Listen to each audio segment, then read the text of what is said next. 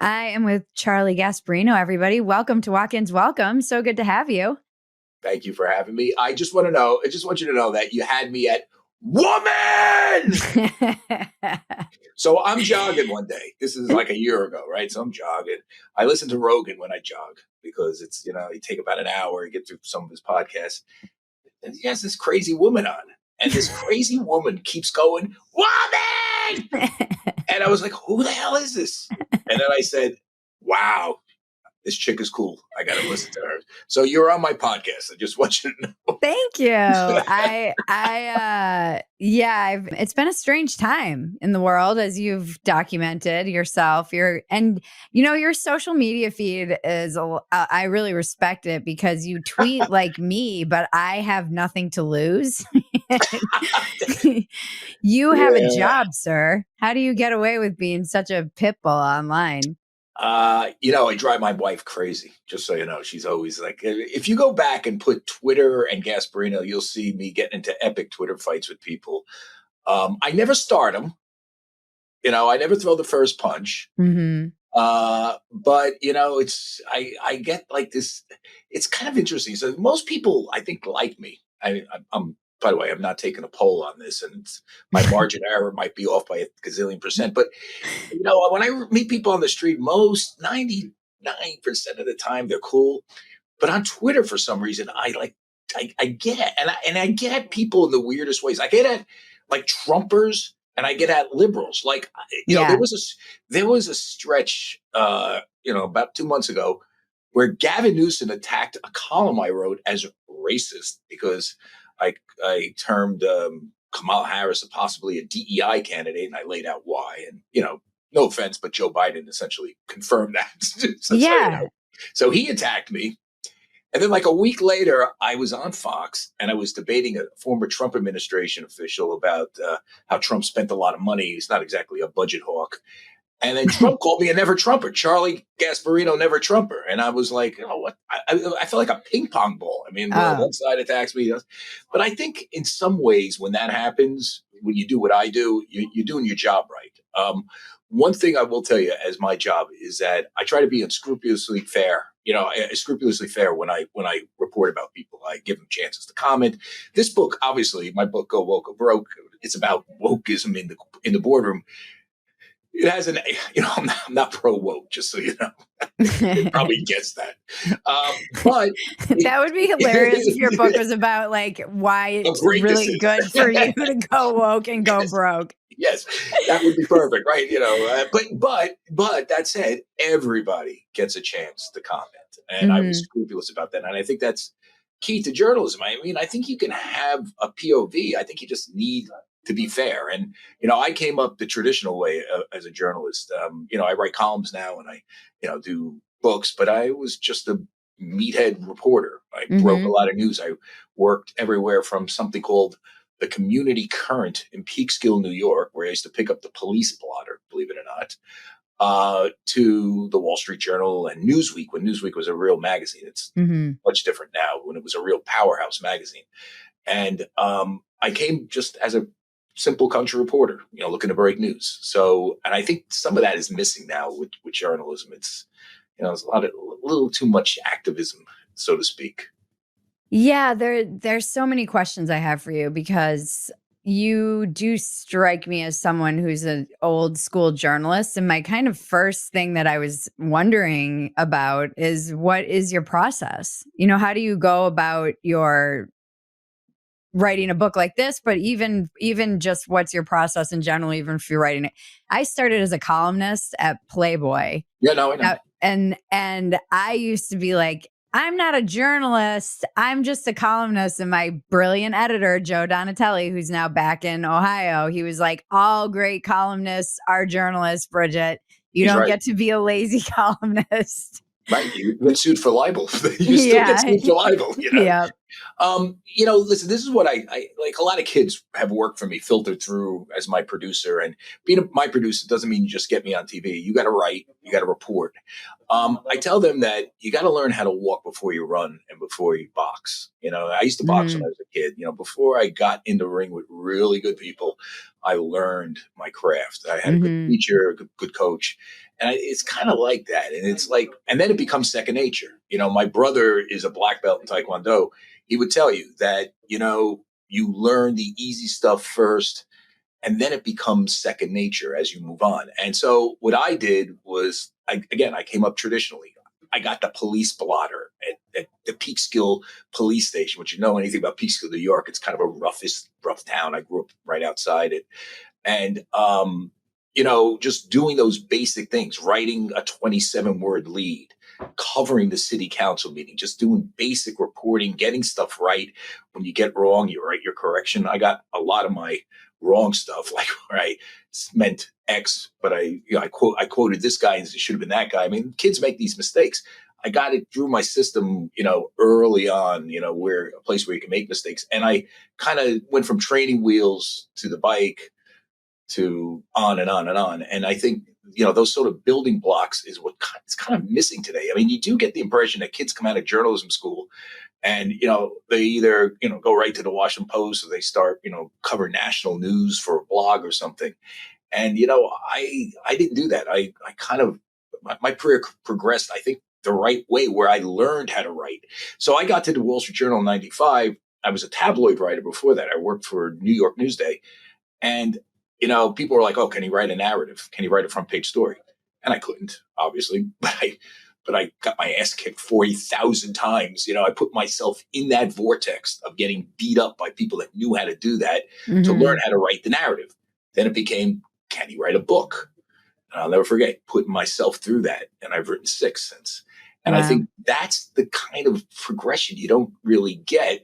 And that doesn't mean I don't make mistakes, because I do. And I kind of stand up and say, I'm sorry, and, write a correction every now and then. But I think you got to kind of go through that. And I think, obviously, mistakes aren't so bad as long as you're fair. And if you notice, some of the mistakes that are made on journalism today is because a lot of these reporters are not fair. No, they're not fair to Donald Trump. They're clearly not fair to him, and they're not fair to. I see it more on the Republican side than the Democratic side. It's like they're wickedly activist. I grew up admiring Carl Bernstein and Bob Woodward, and I actually know Carl Bernstein pretty well. They would go after anybody. They just didn't give a shit. They wanted the story. And I think we're kind of missing that. And, if you want to know one reason why journalism is failing, is because we need reporters that don't give a shit. We need to go after everybody equally. We need them to be fair, because the public is smelling that this thing ain't right. It's interesting. I think that I've seen a lot of crossover in the role of journalists and the role of comedians. And that was something that was surprising. And this kind of ties into your book as well.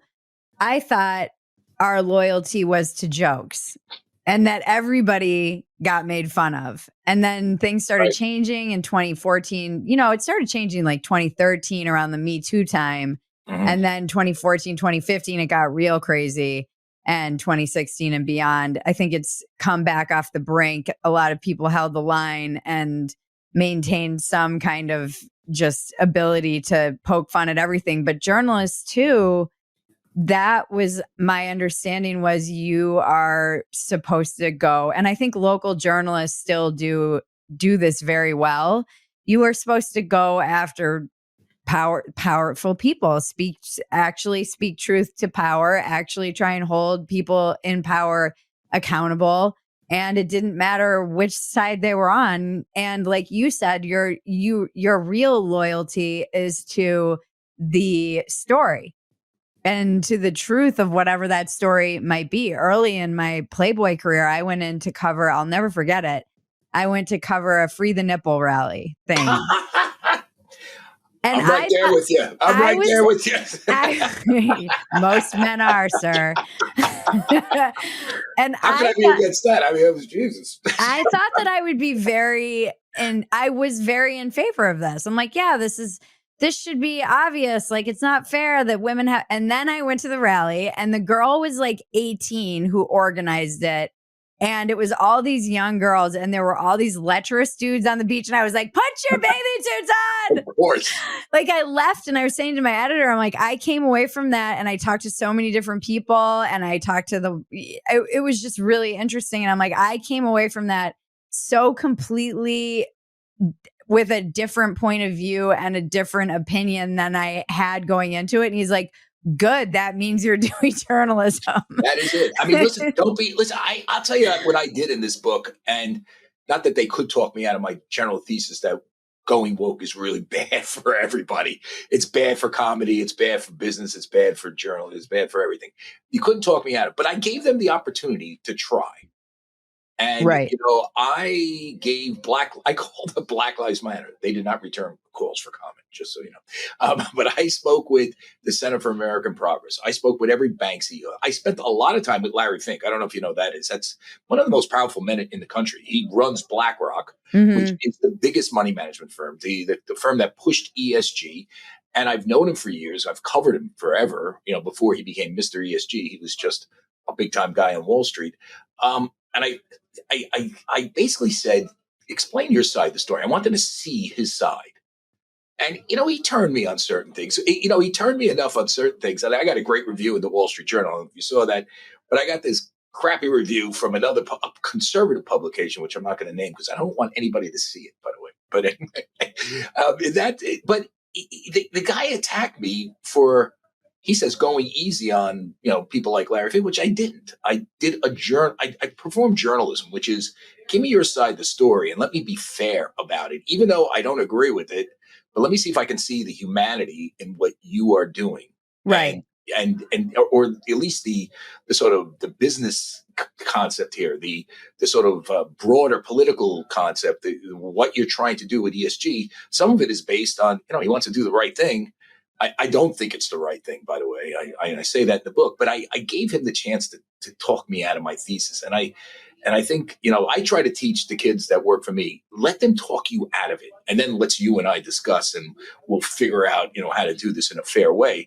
And I think there's not enough of that. It's just so partisan right now. And you see it on the news pages, one thing on the editorial page, but on the news pages, really bad. I mean, I saw something in the Times the other day where it literally said in the first paragraph, well, we shouldn't take Trump voters for granted, even though we think Trump is this horrible, disgusting human being that, is going to destroy the world. I mean, I was like, I'm reading this. It's like the first 3 paragraphs. Yeah. You're giving away the story. Right? Yeah. It's interesting too, like there's so much there because I think what happens is that you get accused of being nice to someone when you operate in good faith, like being too easy on someone when you're giving them a good faith.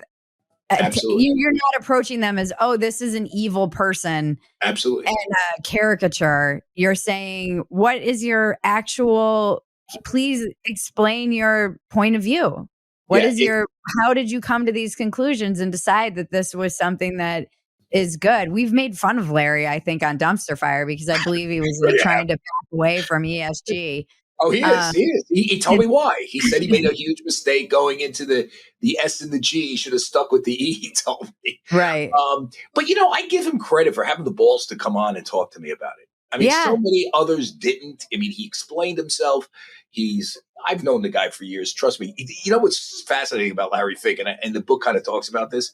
He was the least woke guy I know on Wall Street. I mean, he's a typical bond trader. Larry Fink created the mortgage-backed security back in the 80s. The reason why you can buy a house with a 30-year mortgage, banks don't like making 30-year mortgages because they have interest rate risk that lasts 30 years. That's insane. Right. So what they do is they give you if you have to be able to package all those mortgages into a bond and sell it to someone else so it's off their books.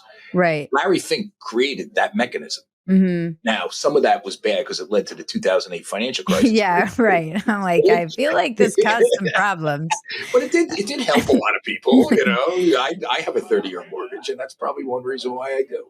Yeah, That was another one of my questions was how do you have access to these guys and how did you get them to talk? Like, why do they tell you anything? Is There it is because you're fair? some of that. Here's something else. I think, I'm going to say this tongue in cheek, and it was Robert Novak who mentioned this back in the day. You remember Bob Novak was a longtime Washington columnist. Evans and Novak's probably it was before you were born, so you wouldn't know. But he would say, I have sources and I have targets. Now, there is a theory that if you talk to me, at least you get your side of the story and he's not out for you. Now, just so you know, that is not my modus operandi, but I think that's in the back of some people's minds, to be honest with you. You have to Interesting. talk to, and by the way, that's why a lot of people talk to Bob Woodward. Right. Why not just help? He's gonna write it anyway. Why don't I just shape it? And I think that's why important people do that. And I do have a platform. I have a platform, book. I have my columns. I write book reviews for the Wall Street Journal. I'm on TV. So, and when you have that sort of platform, you do have access. Now, the question is, how do you use that access? Do you use it? Are you an asshole? One thing I was proud of this book is that I wasn't an asshole. And, my wife actually read initial copy and she says, you're not using Dylan Mulvaney's preferred pronoun. Now, this annoyed a lot of people in the conservative movement that I use preferred pronouns in this book, even though it's an anti-woke book. Dylan Mulvaney, as you know, was the trans influencer that caused a huge ruckus being in a bubble bath half naked, sipping a Bud Light, trying to sell the beer. It's obviously one of the most woke, the dumbest woke things in the world. That's one thing about this book is a lot of dumb woke stuff in it. This is not a textbook. It's a narrative. It makes you laugh. I got into a lot of Dylan Mulvaney, but what my wife said is like, you're not an asshole. You treat people with respect. I know trans people. I have friends of mine who live with trans people. And you're not like, you don't hate them. You're friends with them. Why refer to Dylan Mulvaney as a he when, that's her preferred pronoun is she? And I said, you're right. And I did. And it pissed off some people in the conservative movement. Oh, you're mixing genders, only two. Listen, I believe there's only two genders. Trust me. Right. But I believe as adults, you should be able to be what you want to be. I am, but where I draw the line, obviously, is with kids. And I mean, one of the problems with Target, and it's another big example, is that they were proselytizing kids into these lifestyles that they're too young. I mean, when I was a kid, before I was 15, all I cared about was baseball and boxing and sports.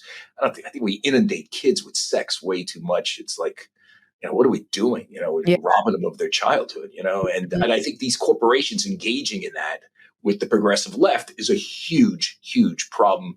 And you obviously have a backlash against that among parents and rightfully so. And the book gets into a lot of that. Mm-hmm. Have these companies recovered? Like, has Bud Light recovered? No. What's interesting? Has Target? Listen, they've all backed off, obviously. What's funny about Budweiser? Budweiser is no longer owned by Anheuser-Busch. If you know anything about Anheuser-Busch, all-American company. I went to the University of Missouri, right? So it's in Columbia, Missouri, the middle of the state. I was a New Yorker. Talk about like me sticking out like a sore thumb. Yeah, culture shock. The accent, the whole thing. And back then I had a mustache that went like this. I had hair that went like that. So, they've never seen Italian people before. Yeah. But it is a big journalism school, which is multicultural, just so you know, all over the place. They have people from all over China. We used to have a huge China contingent.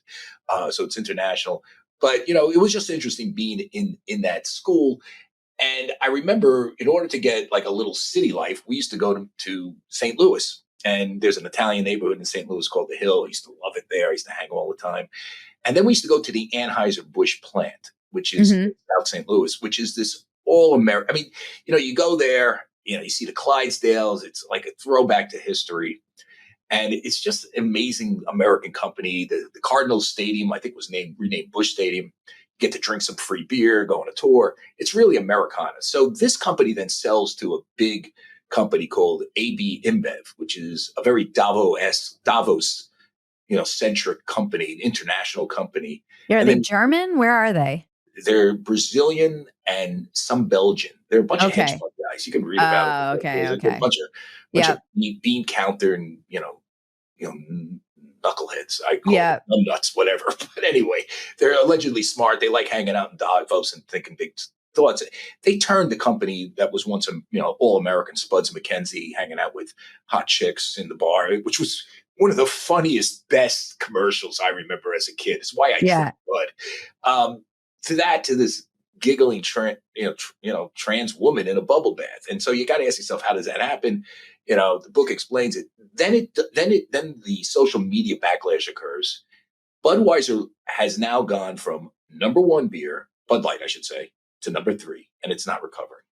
Mhm. Disney stock, which Disney has done some of the same stuff. I mean, Mhm. one thing I found interesting about Disney when I started engaging with them about all their woke stuff, particularly the sort of just like sort of gratuitous insertions of same-sex kissing scenes in children's cartoons. So I asked, I have a friend of mine who's the longtime PR guy there.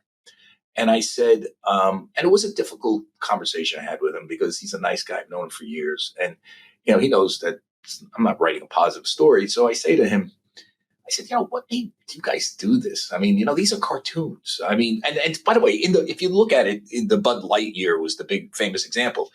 It wasn't really part of the narrative that there were two, I guess, lesbian characters in this. It just kind of came out of nowhere. Mhm. And he was like, well, if you blinked, you would miss it. I said, but most people didn't blink. They saw it.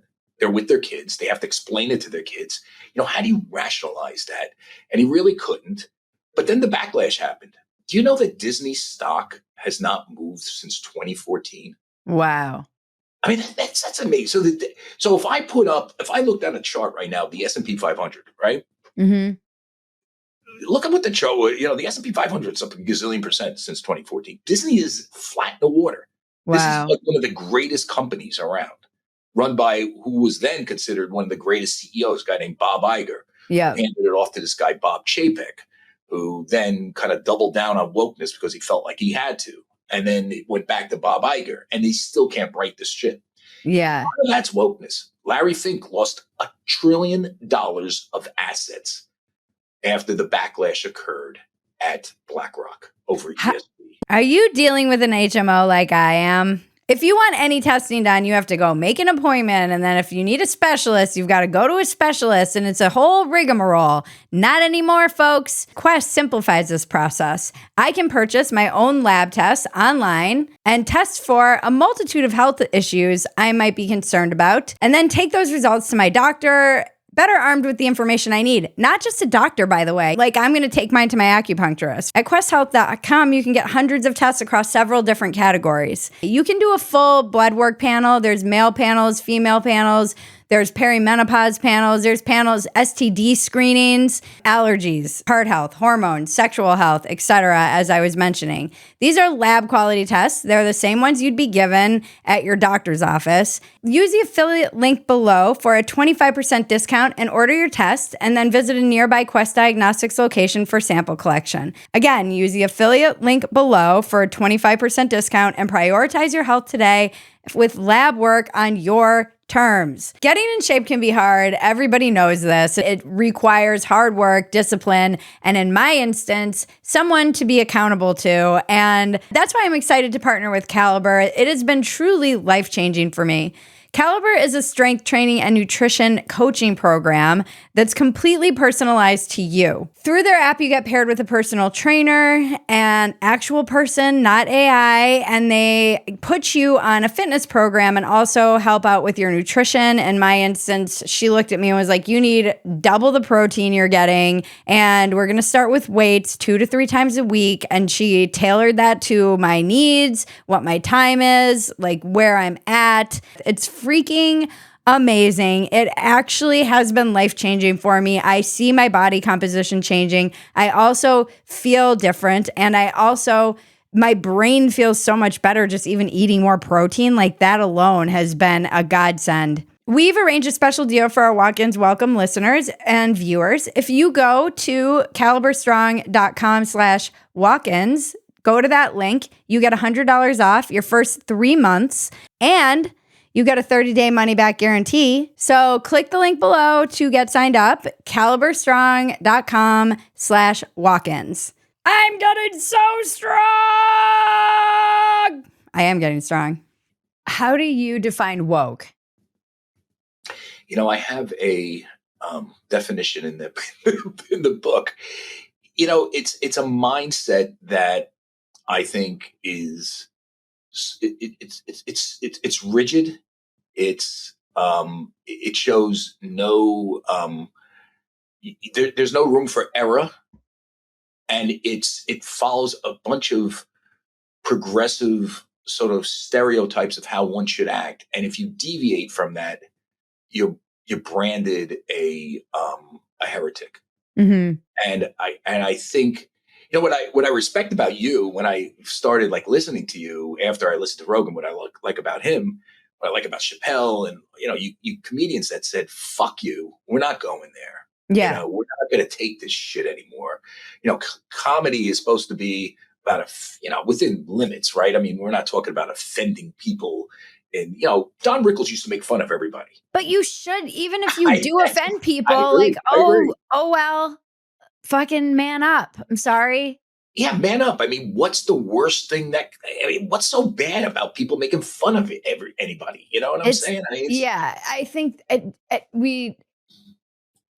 even if you end up using comedy as a disguise for being cruel, ultimately in the long run, that it's not sustainable. People won't like you. I trust the kind of markets to correct that. Right now, you look at what's happened in comedy, and guys like Kill Tony is huge. It is massive, and it's one of the biggest shows on earth right now for comedy, probably the biggest comedy podcast.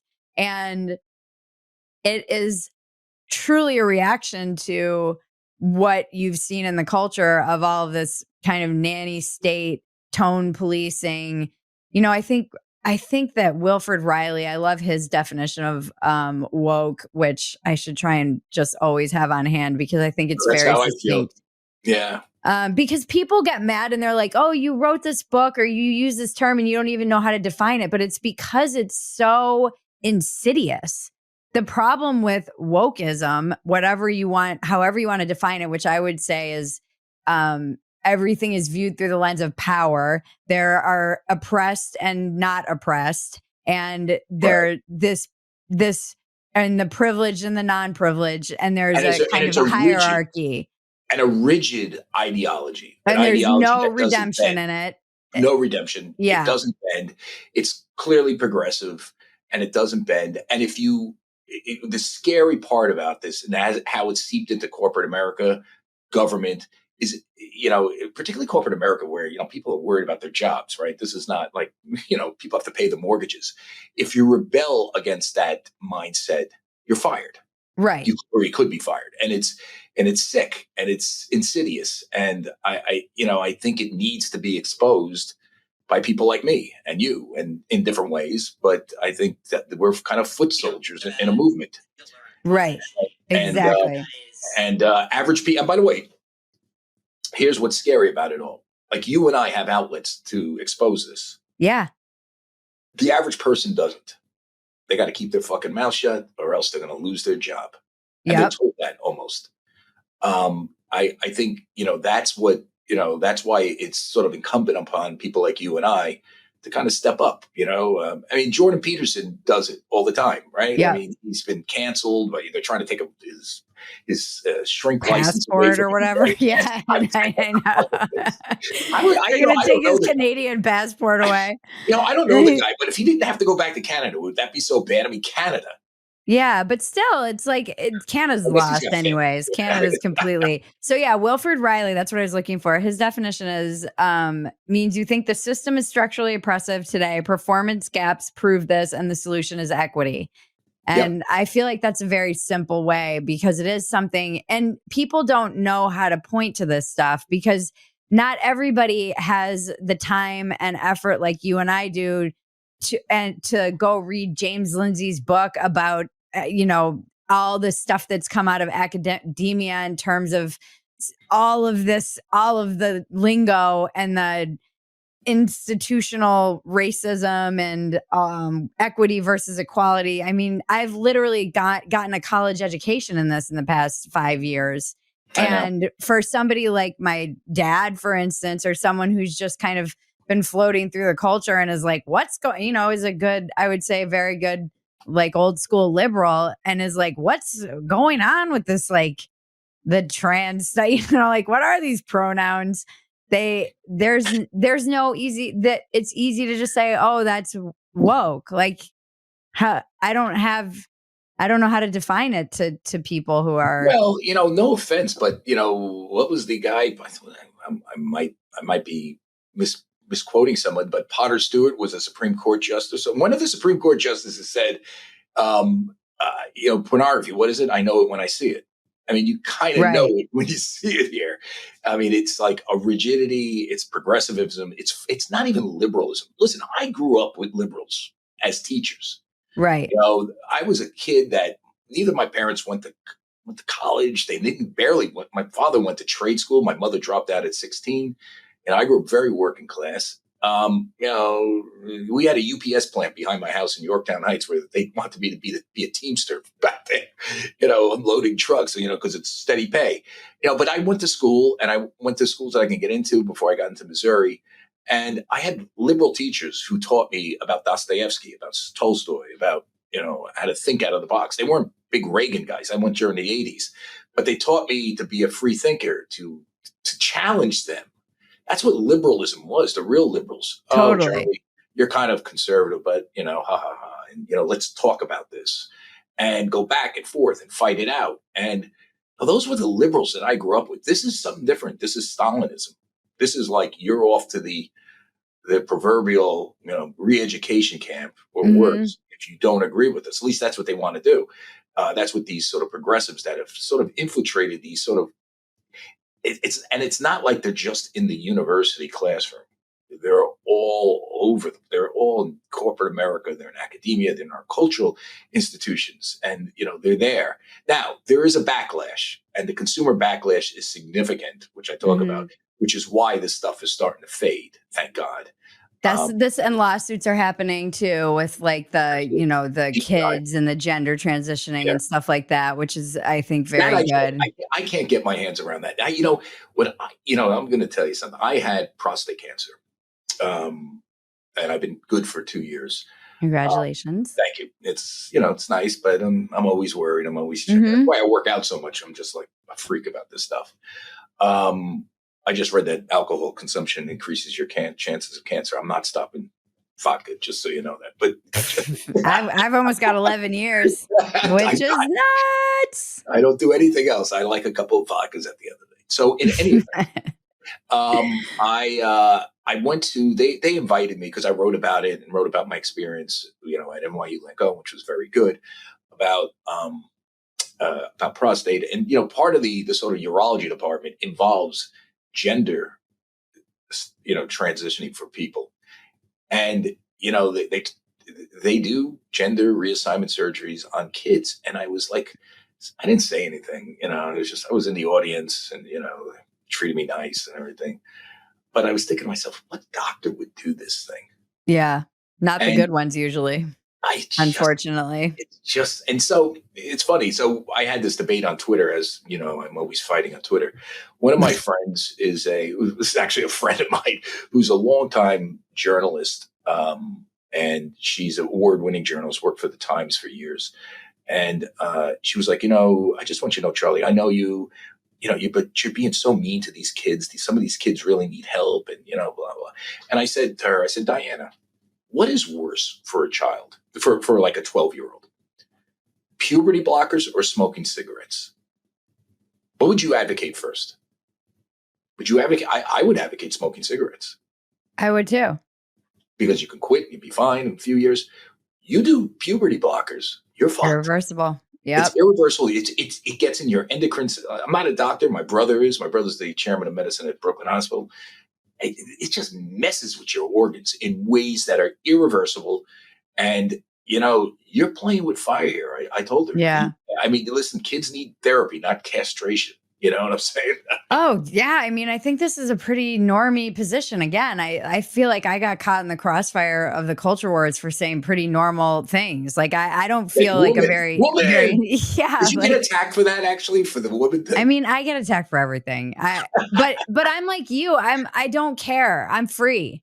I am free. I don't care. I've been called just yesterday. I was on Normal World, and one of the comments was, "Did Bridget get rid of her TDS that she got 2 years ago?" I'm like, if you look at my comments from 2 weeks ago, dumpster fire, everybody's calling me a MAGA Karen. Like, I I am get that too. Schrodinger's, By the way, voter. why can't you fuck with Donald Trump? Who the fuck is he? I mean, Because listen, I've known Donald forever. Just trust me. I could give you Donald Trump stories. I like the guy personally. I covered him when I was at the Wall Street Journal, and the guy is hysterical. First off, he but is. I literally was just retweeting a video of him talking at a rally about, I still can't stop laughing about it, where he's like, "You fat asses need to get off the couch and I go saw that. vote." And he's like, Joe, get your fat ass and vote. Or Gary, what do you had a name for the guy? Harry. So I've Harry, known get your Donald. fat ass out of the couch and go vote. Come on here. I was like, I'm voting for him. That is totally him. That is, and the jokes this guy used to tell me when I call this. So one day I call him, and he calls. Well, I call him or he called me. He goes, Charlie, this asshole that is the New York Attorney General is attacking my great university, Trump University. Oh God, you're like, So I'm not dying on this hill, Don. Yeah, so but I said, okay, well, tell me about it. So he says, it's horrible. He's attacked. He said, if I did this, this, and this, and this, and I hired this one guy, it would go away or something like that. And I Oh was like, boy. all right. I go, who's the guy? He tells me the guy's name. He said, I remember that guy.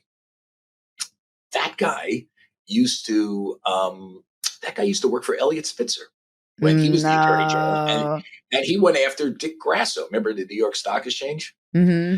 And I said, yeah, that guy's a jerk. I mean, he tried to say Dick Grasso was sleeping with his secretary or something like they were implying that in their depositions. And Trump chimes in immediately, goes, Charlie, let me stop you there. No secretary is fucking Dick Grasso. And I was like, oh my God. It's like, what do I say? But then again, I'm going to tell you, he could be so nice. One day I did a story. I was at Newsweek, so 2005, and I did a story about. I was going to do a story about his Trump line of clothing. Like he had this clothing, like suits with little cheese on them and shit. Jackets. This fucking guy. It's fucking great, right? So I call him up. I called up his longtime assistant, Norma Federer, I think her name was. She's a sweetheart. So she goes, hey, Charlie, is this, Donald always asks when you call, is this a bad story?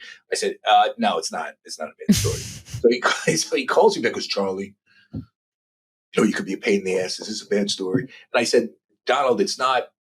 By the way, he wanted everybody to call him Donald. And I said, no, it's about your clothing line. And he goes, oh, and he starts talking forever about this fucking clothing line. We do this sort of package. It was really nice. It was funny. We talked about his hair. This was when The Apprentice was big.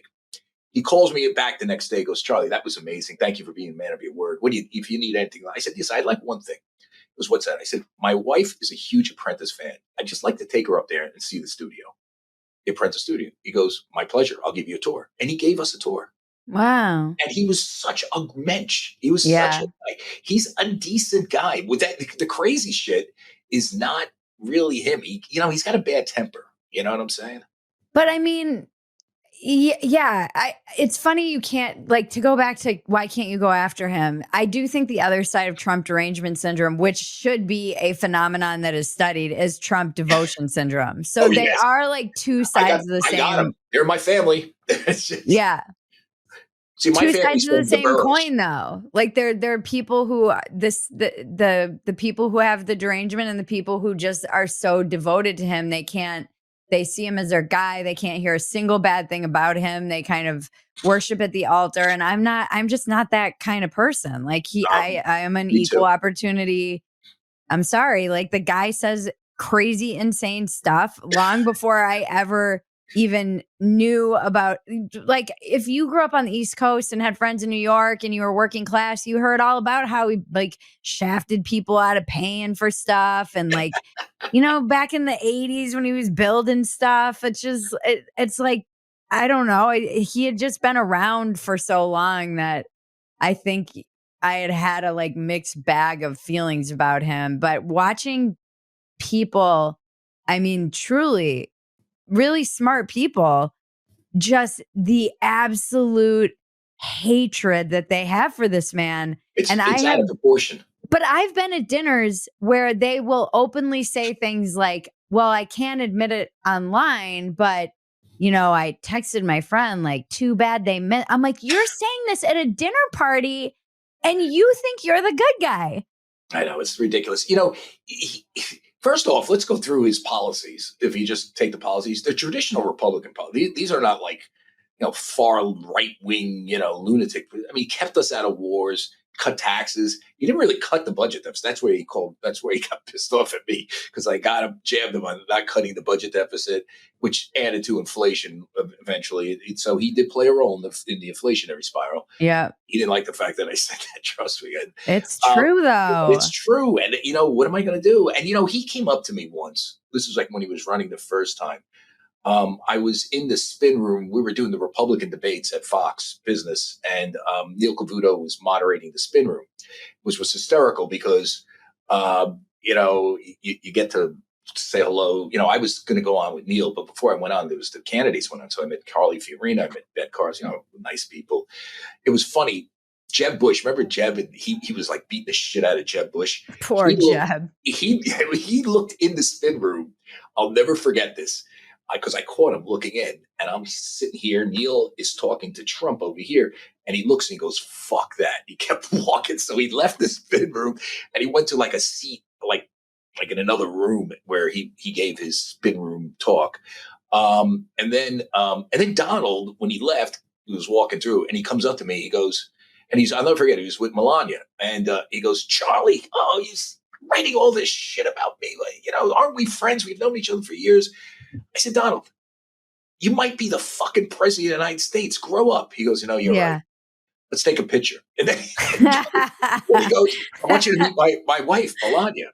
And I just slipped out of my mouth. I said, "Mrs. Trump, when he becomes president, you're going to be the hottest first lady ever." It just came out of my mouth. And then he looked at me, he goes, "And who's going to give a fuck about me? All right, let's take the picture." So we all stood there, we took the picture. And I took it with a Republican donor, a guy named John Tatum, who's actually from Dallas, of all places, because you just mentioned Dallas. But that's Donald Trump. He's kind of like a regular guy. He is. And the other politicians aren't. I'll never forget. So he approaches me. He used to go so I used to write things because I used to be critical of his trade policy. That's where I really didn't agree with him on, tariffs and all that stuff. Because it is like I'm not a brilliant person, but isn't it like a tax on us anyways? Listen, I mean, It is. It always comes back to bite you. But, listen, if you do it strategically, there's no way that China should get away with murder against us in trade. And you got to give him credit for bringing that up at first. We're going to level the playing field with China. I think this sort of across the board thing, and, it's kind of crazy. But anyway, back in 2016, I was writing a lot about that. So I get a call from a friend of mine. This is typical Donald. He's an Italian American, and he's in the campaign. The guy goes, "Hey, listen, I just got off the phone with Trump." I said, "Yeah." He goes, he keeps saying, like, "What the fuck is wrong with Charlie? The Italians love me. Why does he keep writing this?" And I'm like, I go, "Can you tell him not?" Like my aunt says, I'm 100% Italian. And, I'm American. I was born here, I was born in the Bronx, of all places. Yeah. And, but that's the way he is. He's got these sort of mannerisms. Listen, I was watching that debate, right? I was sitting there. I had I'm having a great dinner. We had a little debate party. All of a sudden, I hear him go, "They're eating the dog. They're eating the bats. They're eating the." You're like, "Oh no, the people that live there." No. I was like, I just can't believe I heard it. We live in clown world. How are you supposed to? I mean, this was my last dumpster fire. I'm like, how am I supposed to take anything seriously? You expect me? But you know what's great about him? He's not telling you to take him seriously. He tore this sort of scab off this this wound, which was take all these politicians seriously who've never done anything in their lives but be politicians. I mean, Yeah. Barack Obama, he was a smart guy, but what did he really do before, community organizer? Kamala Harris, what did she do? I mean, we could go there. If you want to talk about Willie Brown, I'll talk about Willie Brown. But I mean, it was more than that. But it was, does she really have this stellar record that she's going to be the leader of the free world? Donald Trump had some shitty business deals. He had some good business deals. He does have money. He did make some money. I know that for a fact because I know the people. He was a big client of Bear Stearns, and I know exactly. He did okay, and he built stuff. There's no doubt about that. He did build things, and when you look at him net, this is why if he ever comes up to me and says you're never Trump, I'm gonna say no. I'm like, I'll give you 70%. Yeah. I'll give you 70. Are you tired of wading through media misinformation, trying to figure out a news outlet's spin or bias on any given story? If you're like me, you know that everyone has a slant, but Ground News is the solution. Ground News is the most complete news comparison app. It lets you make sense of the news on your own terms by letting you easily compare how a story is covered by different sources across the political spectrum and around the world. I know sometimes in America, we forget the other world exists. The other world.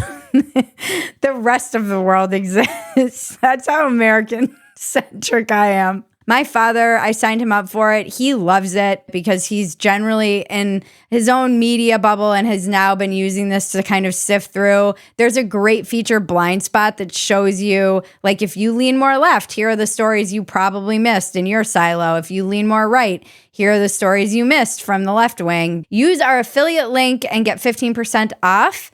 That's Ground News. Use the link below to get 15% off. I use it every day. I love it. If you love Watkins Welcome, please consider becoming a subscriber to Phetasy.com to show your support. Phetasy relies on its supporters to continue creating the content you love, so if you can, please support us. It truly keeps the lights on and the content churning. Churning? And it keeps me going. You also get a multitude of exclusive subscriber content, so come join us. Go check it out. Phetasy.com. Phetasy.com. So wait, he tweeted that you were a never Trumper? Well, whatever, the truth shit. Or Truth Social or whatever the F that is. And I so swear to I'm in the God, gym. Charlie. I'm hitting the heavy bag, and then all of a sudden I get like calls, like my fucking Oh, phone lighting up. no. So finally, it's my producer. I pick it up. I go, "What? Did you get in trouble, or did I get in trouble?" He goes, "Trump, she just Truth Socialed about you." I'm like, "What? What?" He goes, "He called you a never Trumper." So she sends me the thing, and then I notice my Facebook feed with all these MAGA people. Oh, fuck you, fuck it. I'm like, Everyone has lost their freaking mind, I swear to God. I was thinking about, Joan Didion is just brilliant, and I've been reading her a lot lately. And one of the intros to her, actually, it's right here. She says it's slouching towards Bethlehem in the intro. I love it. It's such a line that I think of all the time. But my conversation with you is making me think of this. She says, "My only advantage as a reporter is that I'm so physically small, so temperamentally unobtrusive, and so neurotically inarticulate that people tend to forget that my presence runs counter to their best interests, and it always does. That is one last thing to remember." Wait, hold on. It gets better. "That is one last thing to remember. Writers are always selling somebody out."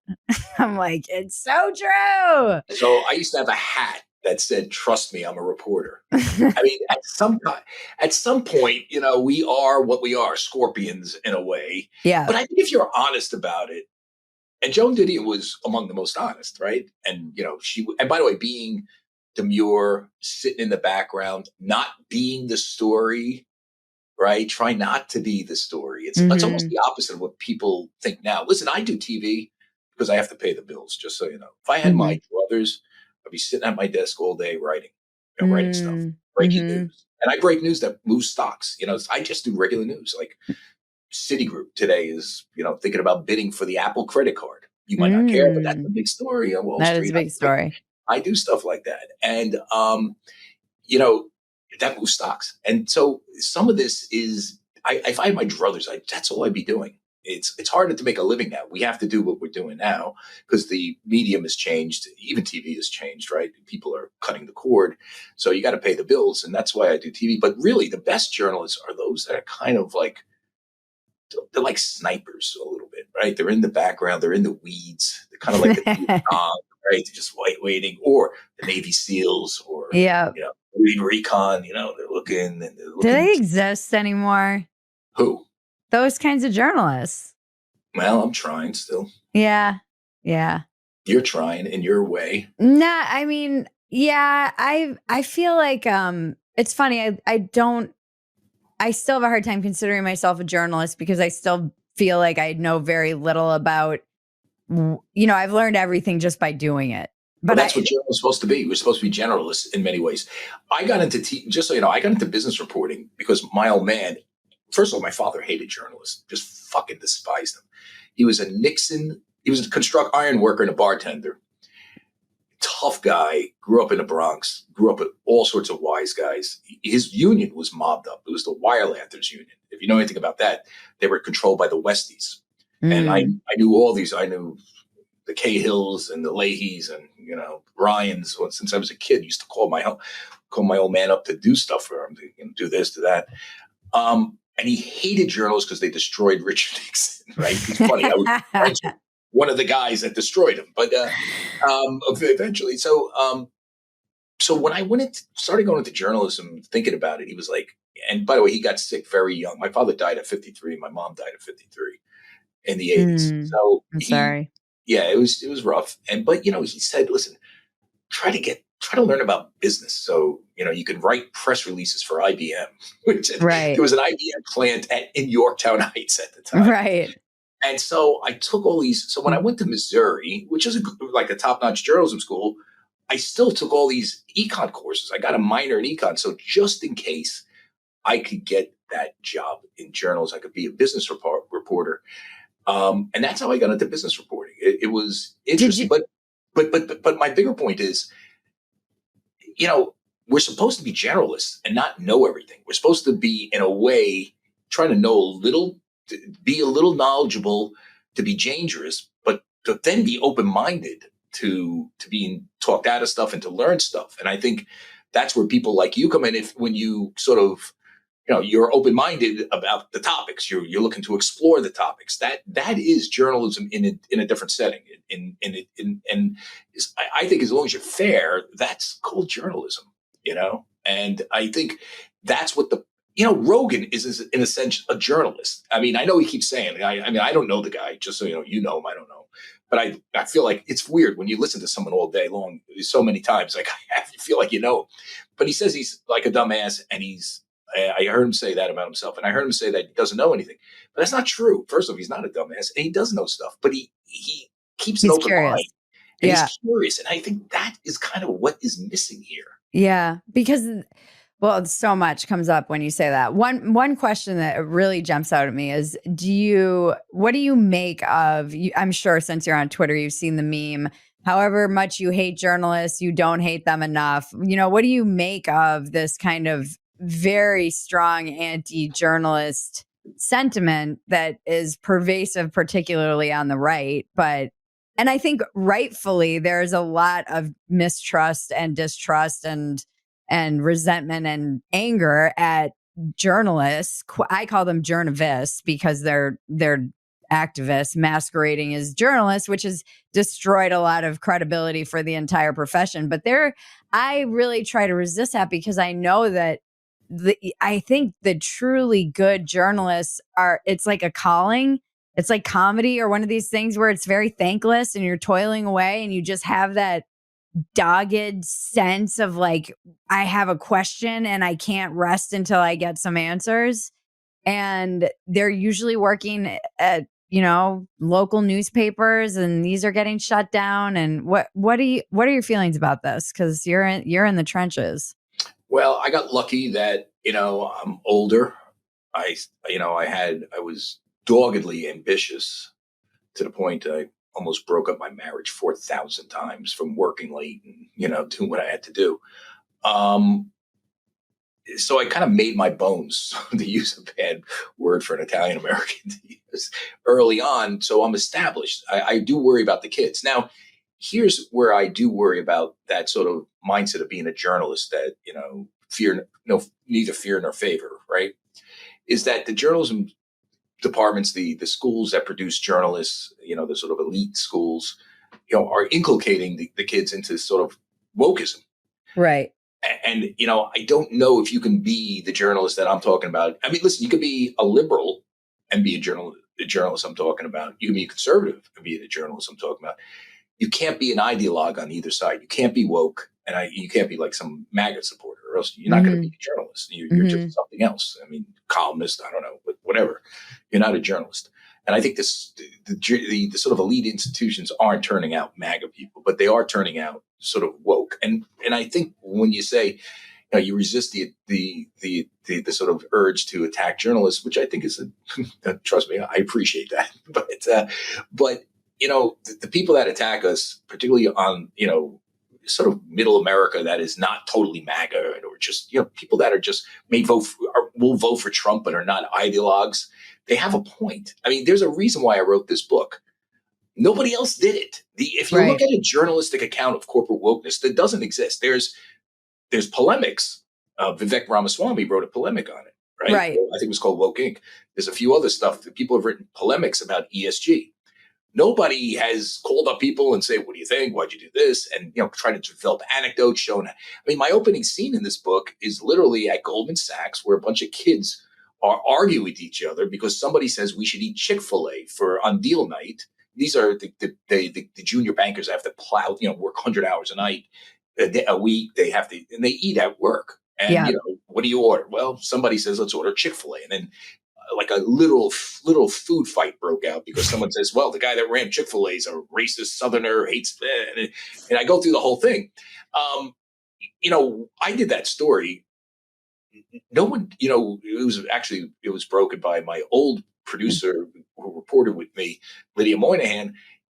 We did it for Fox Business. We did it, ran in the New York Post, but it didn't go anywhere else. And that is such a telling story about what's going on inside a major company that would happen. Right. And so the critique of journalism being, tilting the scales to the left is absolutely right. And no, it is. I'm not saying it isn't, but it's like, journalism, I believe, plays a pretty important role. And I fear that we throw the baby out with the bathwater. Well, that's true. I mean, but, sometimes you have to knock it down to build it up. Listen, one of the biggest journalism, I think, scandals of the last at least 10 years had nothing to do with Russiagate, Trump, and whether he had sex with Stormy Daniels or not. I kind of tend to think he did, but that's a whole other story. Or anything, all this crazy stuff about Trump and neo-Nazis and things like that. You know what it was? Why did the Washington press corps miss Joe Biden's mental implosion? Yeah. Now think about this. Now I'm going to tell you something. I was talking about this last night. Okay, so right in your wheelhouse. Last year, June 2023, as you know, I cover Wall Street a lot.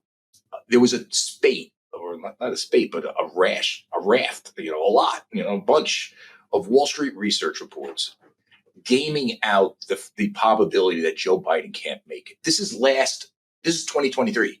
Yeah. This is on Wall Street. They were saying this. So I wrote a column in the New York Post that talked about this. Wall Street doesn't believe Joe Biden's going to make it. Here's why. Here's what they're saying. And here's the scenarios if he doesn't drop out by the end of the year. And they're all pretty bad. Like the one major scenario is like you can replace him at the convention, but there won't be any time to vote for whoever it is. And it's likely to be Kamala Harris since she's the vice president. And that's it. So Wall Street was actually smelling this last year. I mean, we could smell it way before. I mean, and like normies were talking about this in 2020 when he was running in 2020. Right. But just think, 2023 June, people are saying this can't go on. And by the way, that would have been the time to drop out and do a real primary and everything, right? And where was the Washington press corps? I mean, it Probably was just, drinking margaritas and shit. I don't know. do these kids even drink? I wonder if they, the old time journalists I used to go out with used to drink 3 martinis and then write. I mean, I I know. remember that, and they did a great job. But I'm just saying that I'm not advocating that. I don't touch anything before 6:30. That's Okay. my rule of thumb. But and I have to work out before it every time. But here's the thing. Where were these Washington reporters? And then all of a sudden he has this sort of meltdown in front of. I mean, I was watching it with Democrats, and they were like, "I can't believe this." I'm like, well, you can't believe this. This guy is like half in the bag all the time, and then so where was the Washington press corps? That's a scandal, Yeah. and nobody's covering it. Well, Nobody's covering people it. have talked about it. I mean, even We talk about it. even during the debate, it's like the thing that was frustrating to me is that there was such a missed opportunity because the greatest scandal of perhaps the past decade is that Kamala aided in this cover up of That's a it. president who clearly can't function and is currently our president, which we all just forget about.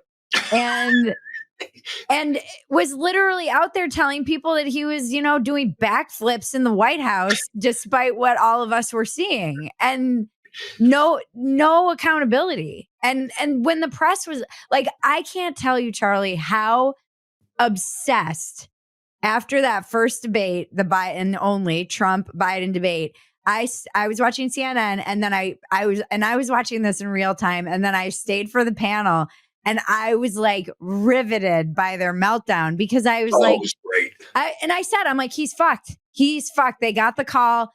Somebody said, oh no, we can't hide this anymore. And So they went into like complete meltdown mode.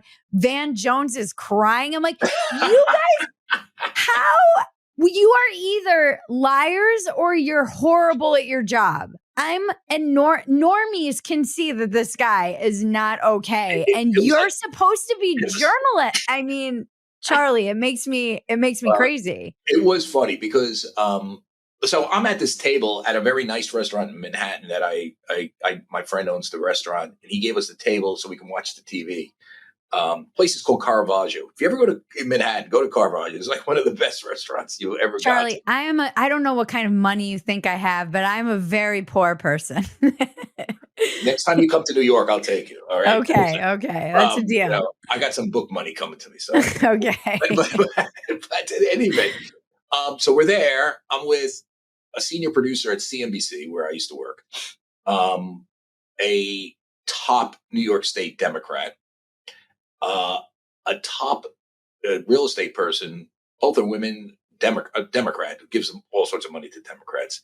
Me and him and my producer and somebody else randomly, and we're all sitting there, and and the Democrat, my two friends, and they're like friends of mine, and they call me a right winger and shit.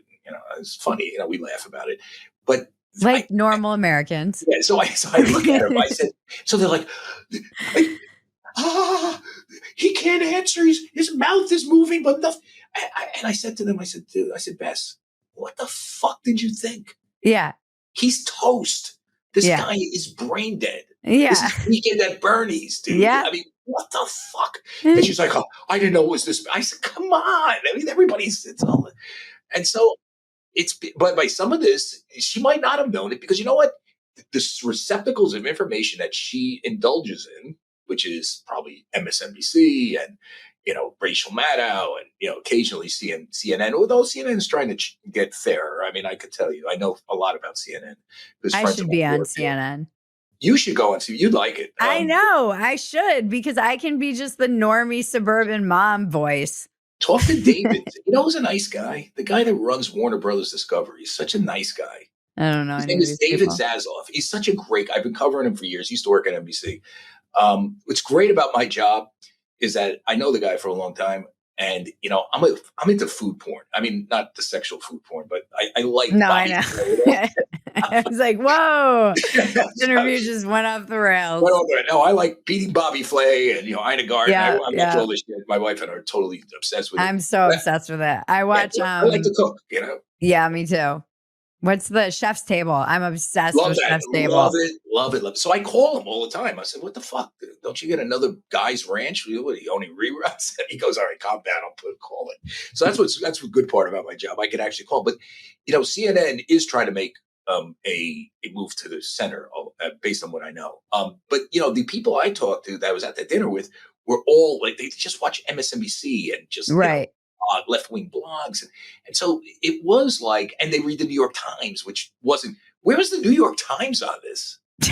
By the way, Yeah. comedy was the same. I was at a show and this comedian got up and she said something that I wrote it down because it was such a. I was like, oh, this is why people were genuinely surprised. She Yeah. said, I was going to vote for Biden anyway, so I never watched him on TV so I could vote for him in good confidence. And I was like, that is actually the truest thing I've heard in a while. And it explains to me why so many people were surprised because I think they just looked away so that they Listen, could vote for him. Like they knew, you're, but they were like, I'm just not going to look directly at the sun. although a lot of the mainstream comedians did not go there. Now, here's what's interesting. I mean, in the old days, my comedy heroes was Richard Pryor, and I love Don Rickles. I actually got to know Don Rickles a little bit towards the end of his life. Wow. It's just an amazing guy. Richard Pryor and Lenny Bruce, obviously I watched, and and George Carlin. These were, I guess you could say they were liberals. I don't know about Don Rickles, but I actually loved Jackie Mason. I got to know him a little bit over the years. But they spoke truth to power a lot, and it was a lot of social commentary. They would never have let Sleepy Joe Biden go by with no jokes. And I the mean, mainstream, Johnny Carson would have made fun of him. Jay I Leno would have I made fun would of him. hope so. I don't know though. But I think would. about it, except for you and Rogan and and a few others, nobody was like basically laughing at how absurd Joe Biden was when he was talking. And this guy's the president. And comedy, the late night shows certainly. I mean, Jimmy No, none Kimmel of the late night shows. didn't do anything. But Greg this, Gutfeld did, but again, he's a little bit niche, right? well, here's Although my he does question. have the biggest audience now. Here's my question to you, though. Is that because of, we were talking about this on Normal World. Well, I guess it'll probably air tonight. Like that. Remember Saturday Night Live, Kate McKinnon singing Oh, Hallelujah? yeah. We were Yeah. like, this was like the No, moment that where's I Saturday knew. Night Live? But is this because these corporations have been taken over? Are they Yes. getting some kind of marching orders? Like, here's the line we're going to toe. And you can't make fun of Joe Biden because how does NBC, this? run by Comcast, big woke company, of course. I mean, So it this, is like they're afraid of losing their jobs if they go against the yeah, grain. yeah. And by the way, they Because probably they're wouldn't feel employees too, great. even though they're famous, they're still just employees like all these other people you're talking about at corporations who are afraid to say something remotely Republican at their job or remotely center or not insane. Listen, I mean, I have to admit, I laughed when Alec Baldwin did Trump, and that was kind of funny. Yeah, he So, was really good at it, but what a missed opportunity. yeah, but but I remember Phil Hartman doing Clinton, those impersonations where he was jogging and looking at the Yeah. girls and then pulling French fries off people's plate. I mean, that was like really good stuff. And Yeah. they even went after Chelsea, which I'm a little against that with kids. But I remember like Victoria Jackson doing a Chelsea imitation, which wasn't too cool in my view. But they went out there. Comedy right now is so woke. I talk about it in the book, and why? Because it's corporatized. You're not Corporate corporatized. comedy is woke. Oh, it's horrible, and it's horrible. It's just But no boring. one's watching that. Well, that's the whole thing. That's why I it mean, made this. Tim Dillon launched his new premiere for his like new show that he has coming out on Netflix, and it's him basically bringing back the Jerry Springsteen the Jerry Springer format. And it's like, it's what an amazingly perfect venue for Tim. And it looks hilarious. But I think guys like Andrew Schultz, Shane Gillis has a show. These guys all survived this and they're not only thriving, they're very, very wealthy now. Well, I mean, there's a reason why it's called "Go Broke," the second part, because the corporatization of wokeness is a loser. And by the way, I have an argument in the book with Mark Cuban on this. Mark Cuban, the Dallas Mavericks. Of course. I think he's He's selling. lost his mind. He's lost his mind, but he's a nice guy. He seems like a very nice guy. You will argue with him. Like you should probably have him on the thing just to. I would love to. just to argue with him for at 2 hours because he's out of his mind. But Mark, was like, oh, all these big companies, are woke, and they're all tech companies, and look at this, and look how they're making so much money being woke. And I said, okay, Apple gives me this. Okay, this is what I told him. I said, does that mean I'm virtue signaling when I go up this and I listen to Bridget Phetasy and Jason Whitlock and all these heterodox non-wokesters and Rogan and Chappelle? Does that make me woke? And he couldn't answer that. And I think you're getting to the point that, media is changing. And this is where Hillsdale College, interviewed me for my book. And, that's a conservative college. It's very hard to get in. People are sending their kids there because they're teaching kids the basics, like yeah, exactly. Like math, critical science, thinking. economics, critical thinking, Yeah. questionnative literature. And, the guy goes, what do you have to say to kids that want to go into this business? Can you give them some great advice, give them a pep talk? I said, no. I said, the problem with the business is that it's changing. And I can't tell you where, what the business model is. It's all over the place. It could be what you're doing. It could be what I'm doing. It could be, I think it's going to be a combination of everything. Yeah. But it's definitely not going to be woke. It's definitely not going to be it's going to be heterodox. And by the way, you're going to have to learn basics. You're going to have to learn how to write something, to think critically, to be fair, and to present both sides of the story before you come to your conclusion. You're going to need to do that. And I don't mean in the mamsy-pamsy way, like, oh, this is your side, let the viewer describe. I mean, there has to be critical thinking involved in here. Yeah. And how this business model shakes out is beyond me. But it's definitely not this, because it's all failing. I mean, when was the last time you watched Colbert? But yeah, exactly. Other than clips to make fun of him. Yeah. But what I was wondering too, Hollywood seems completely dead to me. And I was like always convinced that they cared about making money. And now I'm actually not sure. Over the past 5 to 8 years, I've become convinced that it is all just propaganda and a vanity project or whatnot to get a message across, because they seem to not care about the fact that nothing is making money. Or is that changing? No, I don't think it's not yet. I think, Hollywood is going to be the last place it changes. Because they're also afraid. They're also woke, and I know people that are in that business. It's very hard to break in and be heterodox. I mean, think about it. Could Tropic Thunder be made today? No, God, no. I watched that the other day. It shows my favorite movie. Yeah, my sixth sense of humor. I said it. I've watched it 7 times. My wife goes, "Can you just not watch this now?" I watched it. It was so good. Just every scene that Lincoln, whatever his name was, it was just the last scene where he's playing the. I don't know. I'm going to get myself in trouble recounting the scenes. But, they couldn't do that today. And that movie sold. Could they do Patton today? I've seen Patton 100 times. Yeah. War movie. Could they do a pro-American war movie today? Hard. Oh, that's interesting. When Clint Eastwood. I don't know. They love Dick Cheney now, so maybe they can. That just shows you what a weird world we live in. Darth Vader. I like Liz Cheney. I know I haven't seen her in years. She used to be at Fox. She's not anymore. I want to, check myself. I don't want to piss on him. But, if this tells you one thing, just how fucked up the Democratic Party is, they've embraced the guy that got us into the worst war we've ever It's crazy. I have a tweet in my drafts right now that I wrote the other night, and I just didn't tweet it yet. And everyone keeps telling me that I need to tweet it. And I was like, it says I'm sticking to my progressive principles and not voting for the side that has Dick Cheney. Yeah.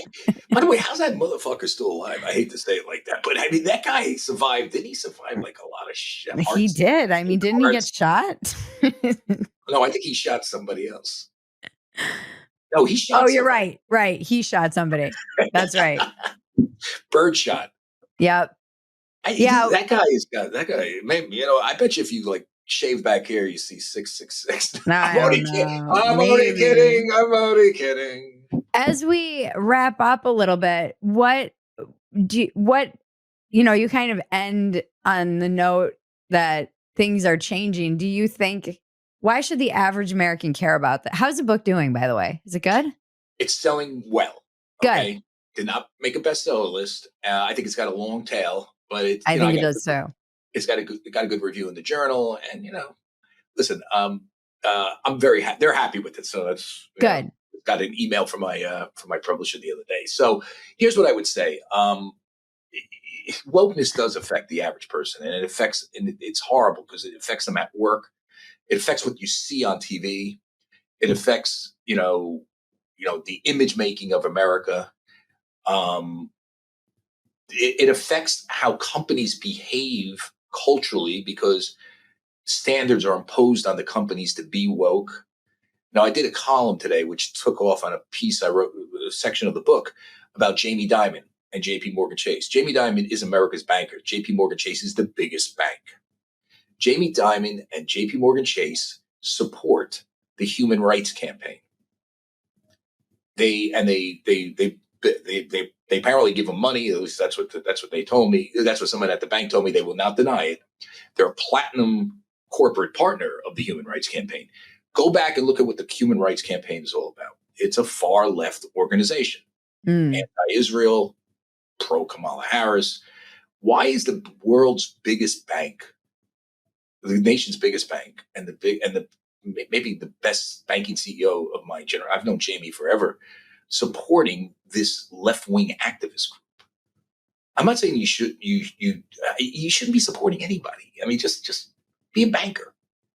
But why are you going there? And that's changing the culture, and that's changing the politics, and that's tipping the scales in our society. And that's why you should be worried about this. And average people tell me all the time, there's a scene in the book where these 5 people they worked at a consulting firm. They got called in a room and they said, okay, by HR, we got a real problem here. There's been a microaggression. And they were like, oh. I'm sorry, but microaggression after we have a real problem will never not be hilarious. Okay. So they were like, what? They go, well, someone in this department. We have a real problem. Oh, what is it? It's a micro problem. This was what it is. I mean, it was more than 5. It was like a bunch of people. So one of the people that got called in, somebody told this black woman that he liked their hair. Said, oh, I like the way your hair looks. And the black woman took offense to that because she straightened her hair out. And she thought what he was saying was, I like your hair because it's white looking. And they all looked at each other and they said, why are we ever going to be, why are we going to talk to anybody at work again? Right. I mean, that is what's kind of going on. Sensitivity training sessions where like this guy teaches CRT, critical race theory, at American Express. Yeah. Right? Where, doctors have to take, diversity, DEI pledges. I mean, it permeates everything. Now, there's revolt against that. Part of this is illegal, you should know, after the Supreme Court ruled. Oh, definitely. Against affirmative action in college admissions. It was based on Title VI of the Civil Rights Act. Title VII involves employment, and they're written almost the same way. So stuff is starting to change, and people are just sick and fucking tired of it. And it cuts across racial lines, by the way. Oh, definitely. This is not. And then it becomes the sexualization of everything. And I think that is sort of a tipping point, particularly when it gets into kids. Yeah. Again, when you start proselytizing kids in a major way, like Target did. I don't have kids, all right? So when I see LGBTQ plus things, it just kind of goes over my head. I don't know what the fuck, I just walk right by it. But I've been told by moms that have 2 kids, and by the way, they don't have daycare, so they take care of the kids. They're strolling their kids through Walmart or Target, and they see a tuck-friendly bathing suit on a mannequin for a man not fully transitioned next to a rainbow-colored onesie, and this like endless aisles of pride stuff. They're like, what the fuck? Yeah. It's jarring. And it's, then you have to tell the kid, talk to him and like, okay, this is what this means. It's like, you really want to, like when I was 5 years old, 6 years old, 7, 8, 9, I was like asking my dad about the Yankees. Listen, I'm not saying that all kids were like me, sexually curious when they're young, But those are conversations that are not supposed to be prompted by corporate America. Is my view. Or teachers. Or teachers, right? And that's the other Like thing. all these rubber room teachers. Well, look at this. By the way, we are looking for a Montessori for our toddler. Or not even a Montessori. We're just looking at schools, and we've been emailing people and just getting, information. And we got something back from one Montessori, and it was like, thank you for your interest, blah, blah, blah, blah. Rachel, she, her. And we're like, nope. It's like, why does this need to be in a Montessori? You are teaching toddlers. Like, why? Well, it doesn't need to be anywhere. I almost put in my agree. Twitter profile it. Now, I didn't do it because I was like, they're going to fire me if I do that. And look, I don't care. Again, you're an adult, whatever. I agree. It's become a way to signal like what team you're on. But when it's like, I'm trying to find a place that's going to teach my kids, like, I want her to learn the alphabet, maybe some songs and play some instruments and like have some friends. But when I see that, I'm like, okay, so what other weird shit are you guys going to be teaching her? By the way, who would sign up for that? I mean, lots of people. You got to be nuts. I mean, lots of people. That to me is cringy. Like, I'm going to teach your toddler about sex. I mean, ugh. I mean, I'm not implying that this person would, but in the pronoun signal that you believe in gender ideology, that's what that means. Now, people can argue this all that they want, but that is what you are saying, whether you're just caving to the mob because you're afraid or because you actually believe this stuff, that men and women can swap genders like Mr. Potato Head. And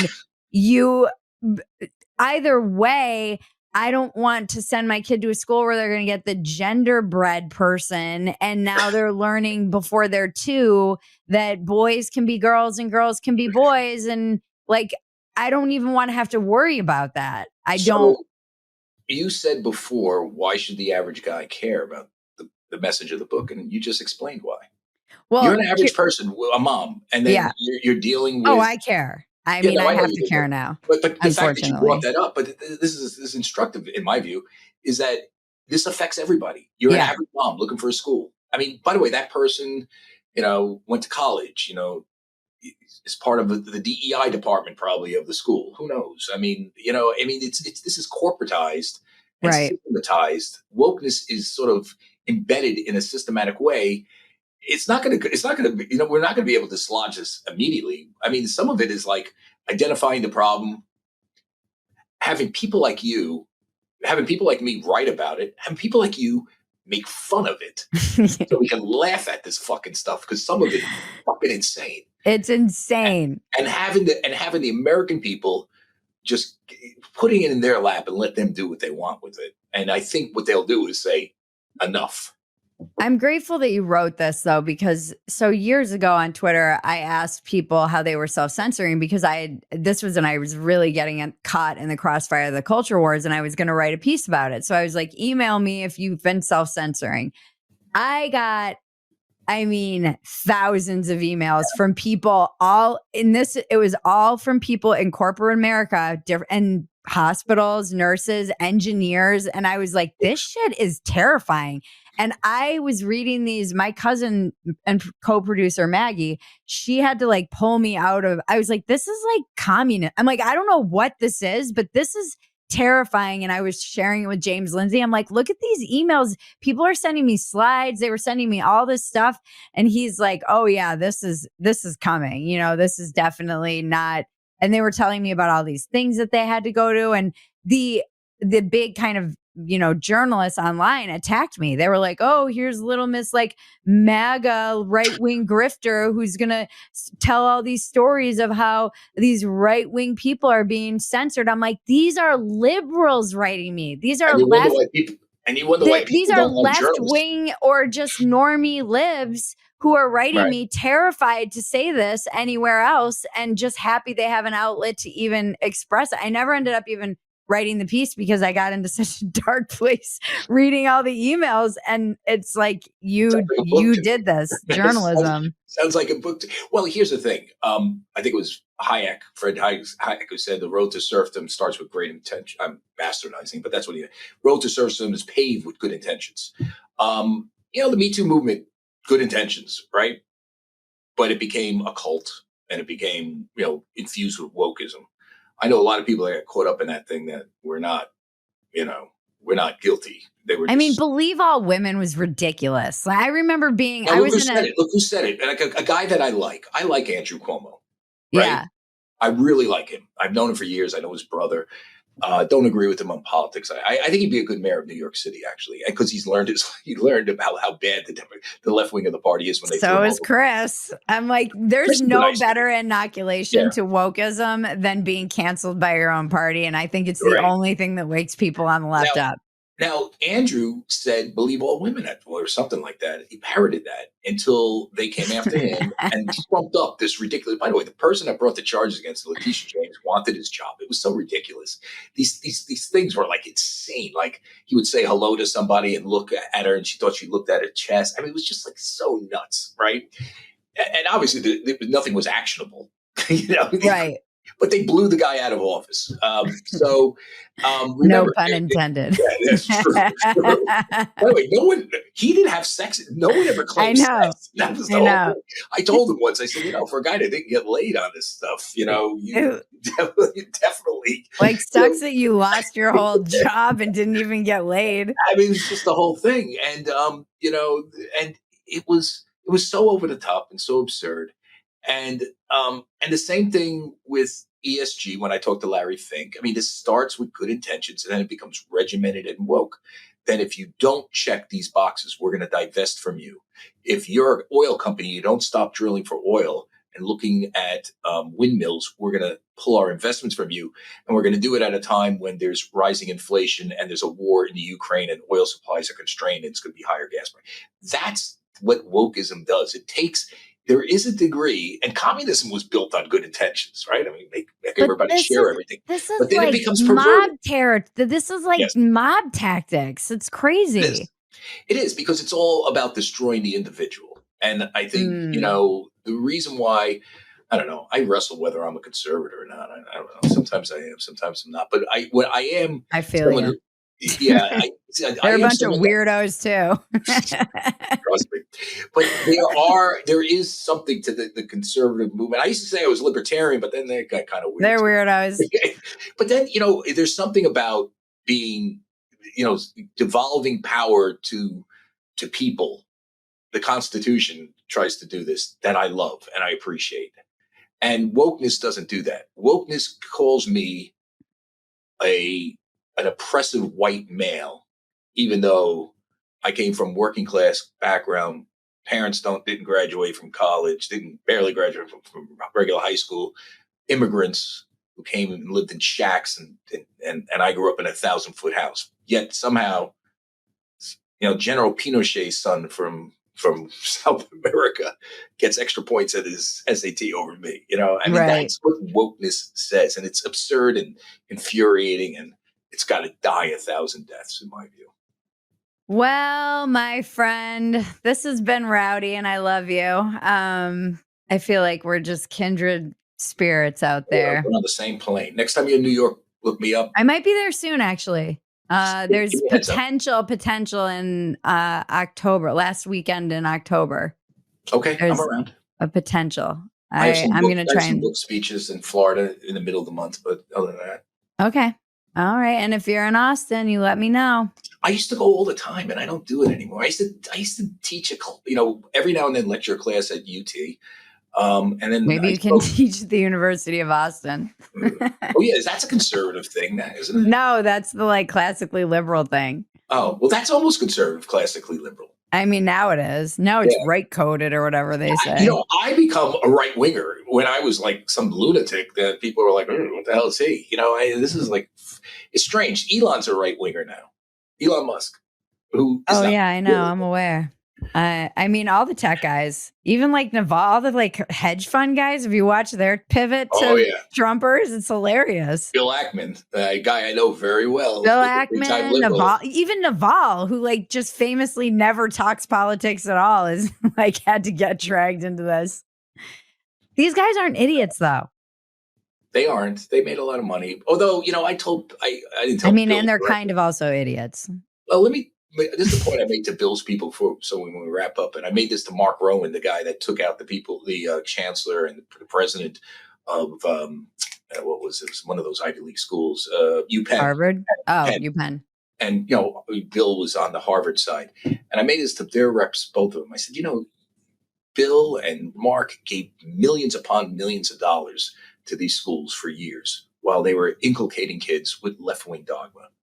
You didn't think it was going to have any. I mean, this is the end result. When you bring leftism, we're not talking about classical liberalism. We're not talking about Bill Clinton liberalism. We're not talking about Barack Obama liberalism. We're talking about far left liberalism. I mean, maybe Obama leftism. He was kind of a Saul Alinsky guy, wasn't he? He was initially. By the way, he's making so much money. He's not Zelensky anymore. No, he's voting for Trump. he's not going to tell you, but he's voting for that Trump tax cut. The extension of the Trump amazing. Tax cut. It's so funny to me to think that Obama's that speaking at the DNC and probably voting for Trump. You know that him and his wife are looking at their taxes. Okay, well, she gets elected and the Trump tax cuts don't get extended. We owe this. Clearly, there's a. They saw that freaking debris on Nantucket from the windmill, and they were like, "Oh, maybe we should shut this shit down." Yeah. What are these migrants doing in my backyard? They got rid of. We were talking about this on Normal World. They had 23 migrants on Martha's Vineyard. They were gone in like 30 seconds. They couldn't even handle 23 people. By the way, I just walked through 2,300 migrants on my way to work today. So, wow. But my bigger point is that I think, God, what was my bigger point? Bill Ackman. Bill Ackman. I told both him and Mark Rowan. I said, and they're people. Actually, I didn't tell them directly. I said they financed the propaganda that has led to Jew hating on campus. And there's no way you can address. And they were like, well, but they did. Yeah, they did. They didn't do it on purpose. They didn't do it directly, but they should have put people like there have been people like Thomas Sowell, Alan Bloom for years talking about Bill Buckley, talking about the closing. Bill Buckley got a man at Yale, which was in the 50s, but Alan Bloom in the 80s, the closing American mind. Thomas Sowell has been talking about this for years. Yeah. Glenn Lowry about how these colleges have gone so far left in their core curriculum that you're literally indoctrinating kids into leftism. Your end result is now everybody hates America, and by extension, America's proxy, which is Israel, according to the leftists. Yes. And then you get Jew hatred. I mean, it's inevitable.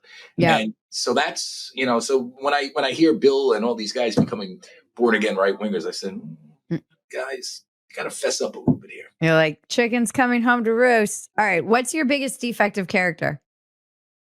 Oh, what would your wife say? Temper. Yeah, I can see that. You're Italian. I'm bad with guys.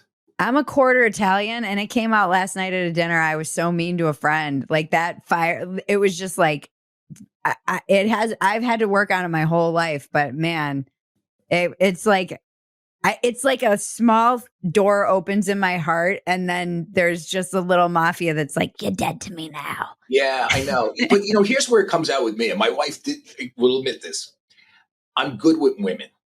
And that's good. It's because I got brought up by my mother, who beat the fuck out of me and my brother. And we had to take hair pulling, spoons and slippers and, you name it. So, so I'm good with women, but if you're a guy and you kind of touch a few buttons, I got to stop. I'm almost ready to go, and I'm old now. So it's, What's your biggest asset? Empathy. I Oh, try to be empathetic, and I like being empathetic. I also like animals. I like dogs and cats. This is why this whole Springfield thing is freaking me out. Why aren't there reporters on the ground covering this? See, I saw something on Twitter. Has anyone city gone? Manager. Oh yeah. There's somebody. They saw them cooking up some cats somewhere. But they in Dayton, I think it was. But listen. What was funny? I saw John Legend talking about this, and he goes, "I came from Springfield. The Haitian community is great. Blah blah blah." Then he goes, "But they do bring different cultural characteristics, they'd eat different types of food. Oh, Jesus Christ. I was like, I don't think you really should have gone there. This is the news cycle that they all make fun of, though. They're like, we've gone from they're not eating. We'll go from like it's like where they're like you are here, where it's like you know they're not eating the pets. They're eating the pets and you're racist. Like it goes from like they're eating the pets and it's cultural. Like you're racist if you point out that they're eating the pets. There's like the news cycle. But what do you think my brother dated a Vietnamese girl. I'm not gonna, I have nothing against Vietnamese people. I think they're wonderful, but she told me they used to get dog in LA. Yeah. They eat dogs. I mean, they do. we have a weird line. It's like a Western thing where we delineate between foods that we eat and foods that we, not foods, but pets that we like treat like humans. You got to see what the Italians eat. So my grandmother used to eat something called cappuccino. If you go to Arthur Avenue, you'll see it still. You go to specialty. It's like the lamb's brains. So half the head, you brine it, you boil, you throw spaghetti sauce on it. And then you eat the brain and you pick out the eye. Yeah. Where can we find you? Twitter, C. Gasparino, Facebook, Fox Business, The Post. Where else? I'll be at Sistina Restaurant tonight. All right, my friend. Well, it was lovely to meet you. Thank you for writing this book. And I love your stuff. I'm glad I was listening to Rogan that day when you said, "Woman!" Women! You know what I do? I've been getting back into comedy pretty aggressively, and my fans will now come out and they'll yell "women" from the so good. It does. You see, if you said "man," I'm a man. It doesn't have the same thing, right? Women. All right, I'll let you go. The check-in with Bridget and Cousin Maggie can now be found at Phetasy.com. It's been titled Another Round with Bridget Phetasy, and it's now in video. This has been Walk-Ins Welcome with Bridget Phetasy. I'm Bridget Phetasy, and you're welcome.